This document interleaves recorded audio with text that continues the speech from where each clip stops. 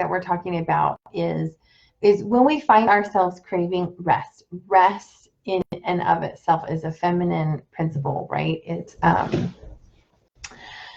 the opposite of doing. The opposite of the anxiety crunch that we feel, the opposite of the to-do list. And I also think it's more than just like sleep or laying around. I think those are strategies that allow us to experience true rest. But true rest in and of itself can be a value, like a being state that we get to experience. So with that said, I'm curious for you guys. Let's start out with this. When's a time that you can think of where you experience like true soul rest? And there's no right or wrong answer to this because I think it's defined differently for each of us.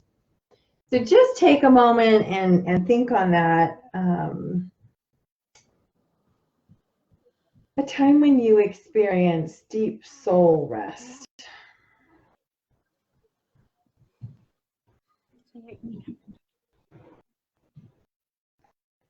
And anybody who wants to share, you're welcome to just pipe in.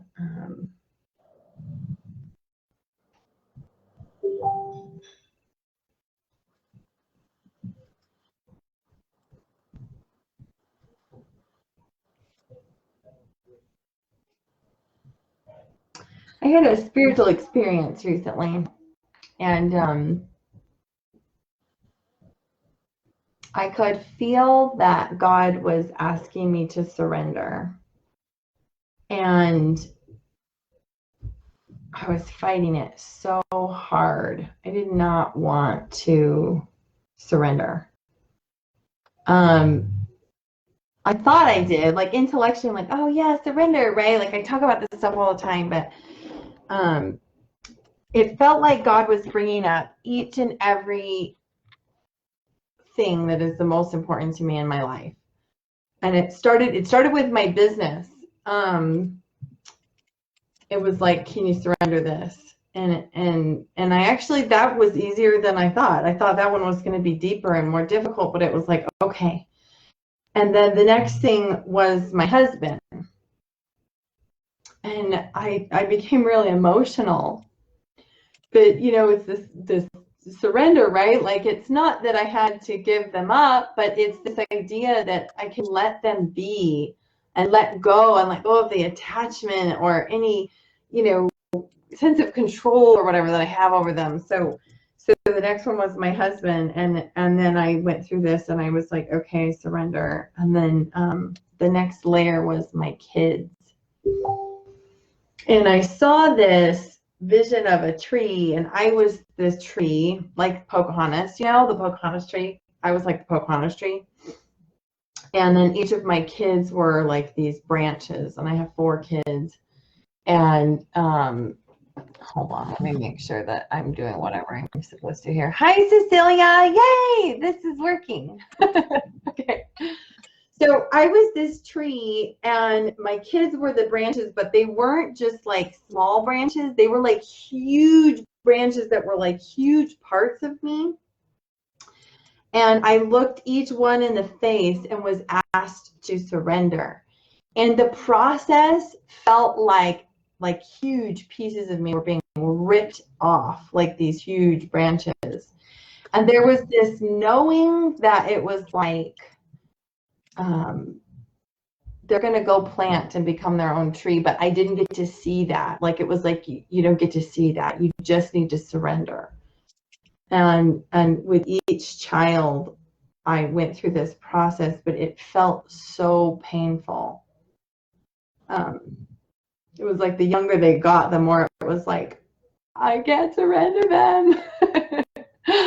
But I did, and I said, okay, I surrender.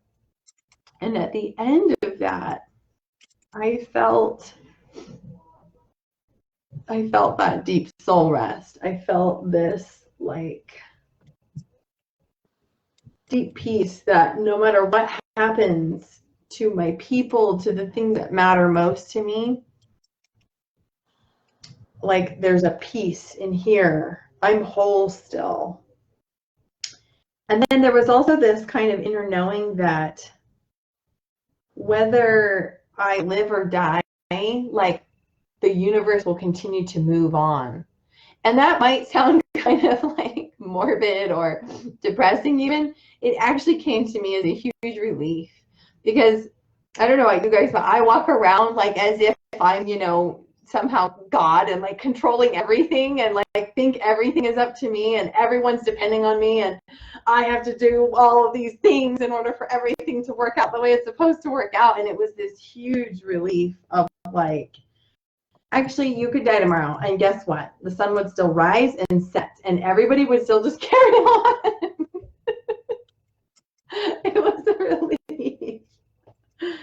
So that's what came up for me when I thought about a time recently when I experienced deep soul rest. That's probably like way out there. You guys are probably like, whoa, I didn't know she like has crazy visions and stuff. But that's what came up for me.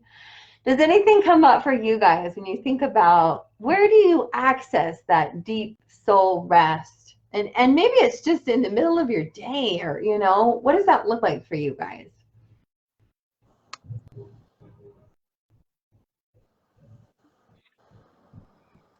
Well, right now, I am so stressed out.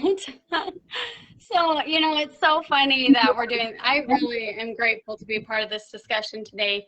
So I'm a health coach, and I'm actually doing a sleep rest challenge. And I have not done very well. So, because I'm preparing for a triathlon, and I have a friend, she's like, you know, you have to recover to perform well or whatever. So I'm like, okay, I know how to eat well, I know how to exercise, but I don't know if I can rest very well. So this has been my my thing that I'm working on. And I feel like I put so much on my plate, and it's almost the older I've got, the more, like, the tighter it gets, the less I want to let go. And but you know, as I go throughout my day, if I put on just like meditative music and breathe for a second, I can like get through the rest of my day without like having a panic attack or something. And I'm just like trying to sit as well with like not being excellent at the accountability group, not getting XYZ done, and just like letting it be. It still kind of feels a little heavy, but I need to just let it sit there and just hang out for a minute until I can get it done. It's such a practice, and I loved how you said, because I found this as a coach too, the very thing, you know when you're going to teach something, you're also going to be tested in it to the like next level. Oh yeah. I've always talked about femininity, right? You guys, some of you have been following me for a long, long time. You know I've always talked about femininity, but in about November, I made a commitment to like, no, like this is going to be a core part of my message. I built it into my coaching materials. I built it into everything where before it was more of, just if I felt led to talk about it. It wasn't like a core part of my course and all that stuff. And ever since I did that, I have struggled with being in my feminine. And I'm like, oh, this is so funny. But it gives us more compassion, right? For our clients who are like, ah! So thanks for sharing that, Lindsay. And it sounds like you're just in a practice of finding where is that deep soul rest, and how do I define that? What does that even look like for me? Raise your hand if you're here and you're thinking, yeah, I'm still defining that too. Like, I'm still just trying to figure out what that means for me. Okay, so you're not alone. We're not alone here. Okay. Melissa. Anybody else? Does anybody else have? Yeah. When you mentioned that, my mind immediately went to a trip that my husband and I took to the mountains alone with no kids. And I think it was that I was not responsible for anyone else, and I was able to shut off and completely rest while I was there. But what I'm trying to figure out is, how do I incorporate that into my everyday? I love that. Isn't that the question? You know, it's funny because I was talking with one of my coaches, somebody who's mentored me over the last several years, and we were actually talking about drugs. I promise this relates to what you just said. But we were talking about how people choose drugs and why they choose drugs. And she had a perspective that I had never considered before. You know, I'm always like, it's about escape, or they don't know how to face their emotions or whatever. But on a deep, deep level, it's because they experience some part of themselves that is true and it's delicious to them. So they keep going back to it because they don't know how to create that without the drug, right? So then we get things like addiction and stuff like that. And I was like, whoa, this is fascinating, isn't it? But it got me thinking about things like this, right? Like vacation, or even the way I feel when I get completely enveloped in a movie and I'm just living in their life for a while. I don't have to live in my life. I'm just living in their life. And then when the movie's over, if something's going on in my world, like I'll come back and I'm like, oh, like you feel worse. You have like this anxiety. Do you guys feel that? Do you do that? Yeah. But anyway, what she said was, these kinds of experiences, they're meant to be like an anchor for us, like a remembering of who we really are. Susan is watching right now, but she can't get in. And she's been talking about this lately, this idea that it's not about acquiring some characteristics that are outside of us that we need to somehow get into us. It's about uncovering what's already there. When you were on vacation, Bran, what you were experiencing is the essence of who you really are. So then it's about, okay, I now know what that feels like. I know what it feels like to feel so carefree and open and adventurous and less bogged down by the responsibilities or the people around me or whatever. Now you get to practice little things in your day-to-day, like, how can I feel that today with what I have now, with what I'm doing now? And you practice, right? It's different. It'll be different for everyone. What works, what helps you. Like Lindsay talked about listening to meditative music or whatever. We just get to practice, but we get to use these kinds of moments. So recognizing like, oh, I experienced that once. Then use that as your anchor. That's where the power really is. So same with the experience I shared at the beginning, this whole surrender thing that I went through. Now, when I find myself taking on all the details and trying to cling to everything, all those things, I'm like, oh yeah, but that deep surrendered state, I remember, I can viscerally bring it back into my body. I remember what it felt like to feel that. And then I'm like, okay, how do I bring that in right now? We should just start being this. A lot of times there's nothing we need to do. Remembering. I'm going to try it. Love it. Love it. So what about, how do you guys think that this relates to our marriages or to our relationships? You know, we're all in this group because intimacy is important to us. Our marriages are important to us. Relationships and deep connection is important to us. Sex is important to us, right? That's why we're here. So this idea of deep soul rest, why does this matter in our relationships? Do you guys have thoughts? How are you when you're being in this crazy, chaotic state? Then how is that affecting your marriage? Let's go there first.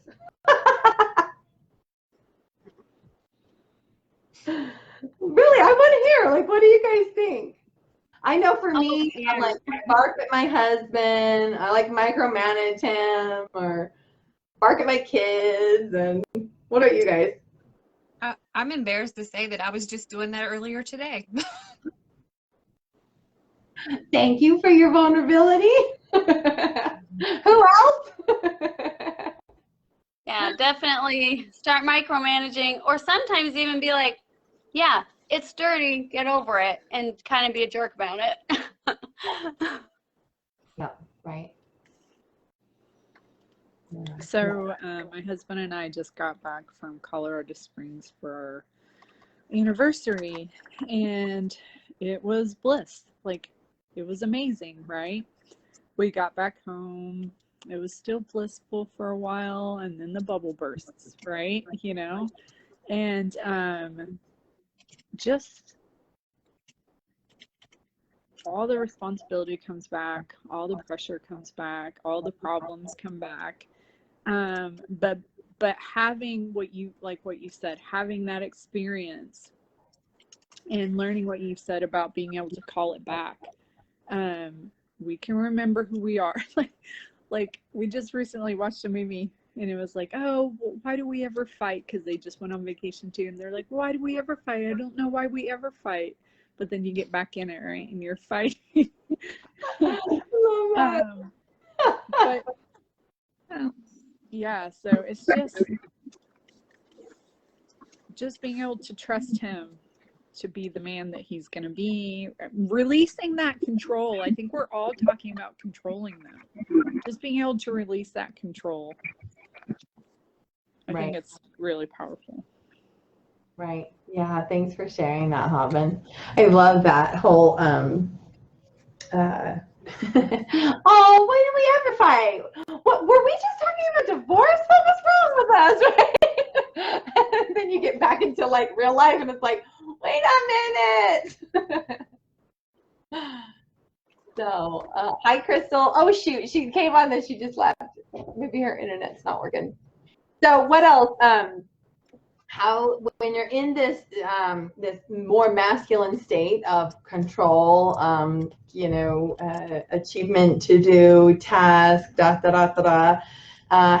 else does that affect your marriage or how you show up in your relationships? Anybody else have anything?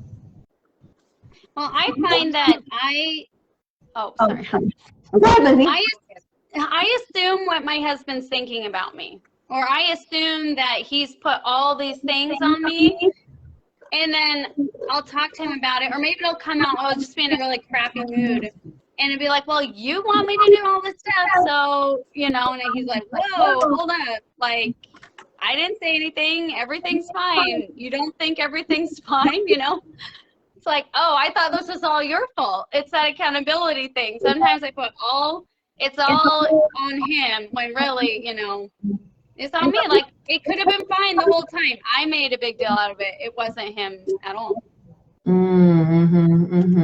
Yeah, I like what you're saying. And something that I've noticed too is heart walls. Is when because especially there are times when it's necessary to be in that go-getter mode, right? Like when you're running in the triathlon, you're going to be in that go-getter mode. When I'm cleaning and organizing my house, I hate for that to take a long time. I'm really good at being fast, and so I'll just like boom, boom, boom, get it done. But or in my business, and I'm working and busting out all these little details that have to just get done and just need to get produced, right? Then it's the transition out of that mode and into like, oh, connection and presence and being with my family. And what I notice is when I can't make that transition, I have a heart wall up. So it's hard for me. I like kind of just deflect anything. And then I start to feel alone. So I'm like, yeah, like you said, whatever they say, I'm like, oh, you're being critical of me, or you don't like me, or you, or the kids all of a sudden they want to touch me, and I'm like, oh, like I don't even want to be touched, because we get these heart walls up. So that's another big thing I notice in this more masculine state. I don't know how to receive. I don't know how to receive anybody's affection or attention. I've noticed that when I'm like really, really, really stressed out, that I tend to become numb. And I'm just like going through the motions of everyday stuff. I'm in a bad mood, and I'm just like there. Yeah, so interesting. Right. And then I don't know about you guys, I'm very sensitive. And so when I do that, I do that too. I think being in the masculine kind of, it turns off our emotional side, right? To a degree. But they're still there. We're still getting triggered. Stuff is still happening. So then at the end of your day, you're like, oh my gosh, I have no capacity to do anything else.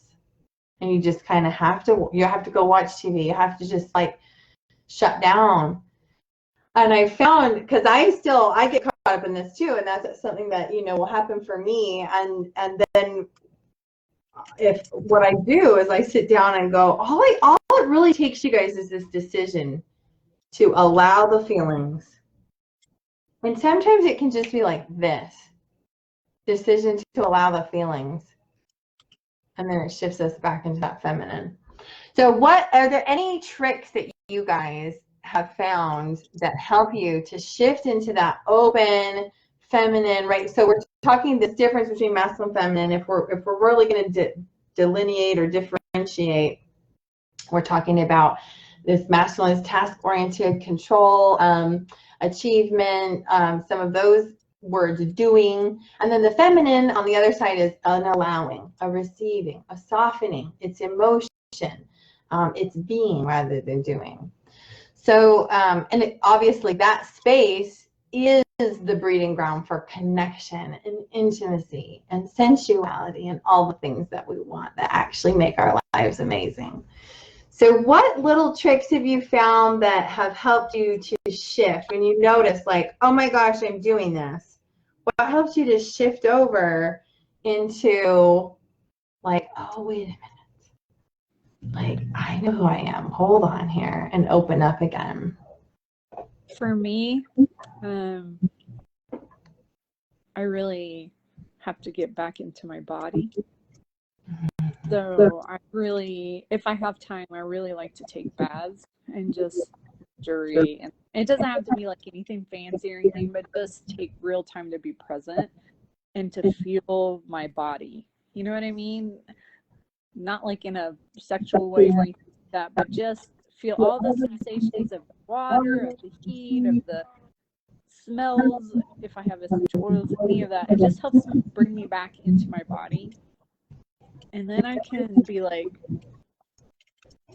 connective with my husband, intimate with my husband, or nice to my husband, nice to my children. I've done something for me, you know what I mean? I can be softer. And taking baths really helps me be softer as well.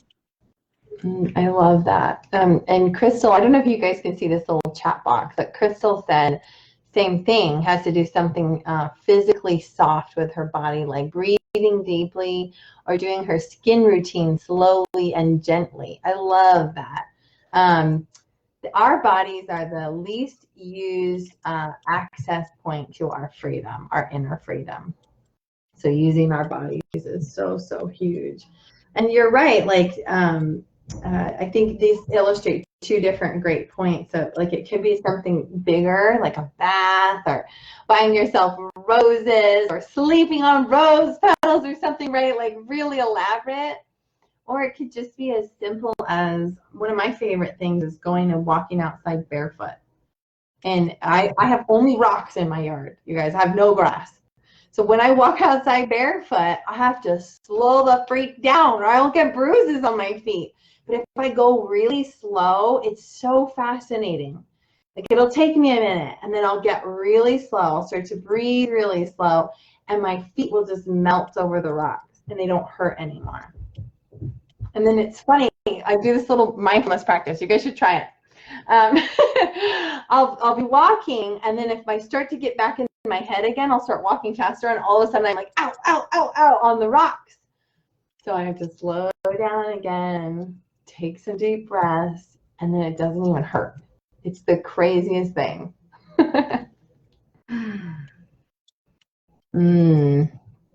Yeah. Any other tricks you guys have?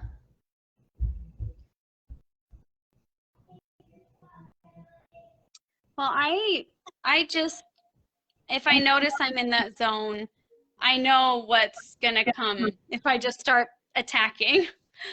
So luckily, if I'm mindful enough, I just say, okay, that's not going to get done right now. And I made a choice to do that. And I'm okay with that. Saying that in my heart, in my head, breathing that, it really feels open. It widens my horizons. My children, my husband don't seem like the enemy anymore. I've taken complete responsibility of the fact that I haven't done all the things. And I let them be, which lets me be, which lets everyone else be around me.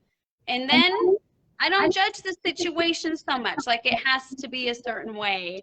I can just let them flow, and that feels really rewarding when I can do that. I love that. Thanks for sharing that, Lindsay. I want to wrap up because we're at time here, but I did just see this question pop in from Sarah in the chat. And I think it, goes right in line with everything we're talking about here. She said, I need guidance with his criticism. I'm constantly on guard because he's such a perfectionist. I need to balance protecting myself and being understanding. And sometimes we're in our masculine because we're in protection mode. Right? So this is exactly what we're talking about. Is so valid, Sarah, and I'm glad you brought this to the table. But I do think that there's a piece, and so, okay, the first thing I would say is for anyone else who's listening, if your husband is verbally abusive, emotionally abusive, mentally abusive, if there's gaslighting, if you're not sure if some of those things are happening, then reach out to me. Let's go a little deeper with that. I know Sarah, and I know her husband, so I'm not going to give her that kind of advice because I know she's not in that situation. But it would be very different if she were, okay?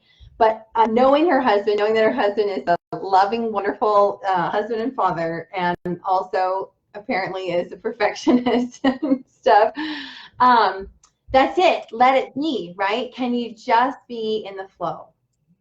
And I actually have a really practical tool that I use to help me with this as well. Because it's real easy to be like, oh, whatever, like, duck off of waters. I always say that backwards. Water off a duck's back. And just, but to say that and then actually feel it inside are two different things. That can feel a lot like stuffing also. So the way that I do this without stuffing is I'll actually go and I journal down the criticisms that someone is making of me. I'll journal them down, and then I go and I ask God, what's the truth about these things? Is there any truth in this? So if my husband says to me, you're aggressive. You're so aggressive when you talk to the kids, okay? I'll take that to God, and then I'm like, okay, I'm going to write this down. I'm going to be in full integrity. And I'm like, God, is there any truth to this statement? And I let God teach me the truth. And then he may be like, actually, yeah, there are times when you are. Okay, teach me about that. Where do I need to work on this? Where is this, actually fitting into my life? What's missing? What am I not looking at in my experience, right? I have this journaling conversation with God. And the last most important question is, where is this on my priority list? Because God may be like, it's not on the priority. Yeah. Like, yeah, do your husband says, you chew too loud. Okay. And you're like, take it to God. And you're like, yeah, you do chew too loud. Well, is that on my priority list? No, it's not. Or whatever. Okay. And then what you'll find what's really beautiful about that practice is that a lot of times God is like, no, it's not true. That's actually not even true. It's his stuff. And it allows you to just release, right? So then you get to just be in ownership. You're not a victim to anybody else's criticisms. Okay, great, you guys. Well, I've appreciated this conversation. Thank you all so much for contributing and showing up. What a special little space this is. Next week, we're going to do something a little different. We're going to have an interview with a client, a previous client who do we just say it? For those of you who watch this, you'll get to know who the person is because it's Haben and she's sitting right here on this call. So I'm so excited. We're going to talk all about really honoring our men and how much that helps us when we can rest in their masculine. And so so tune back in for that. And then, if we can figure out the glitches with this, then I love this format. So maybe we'll bring this in once a month or every other week or something like that. So thank you guys so much for showing up, and tune back in again next week, Wednesday at 12:12 Pacific time.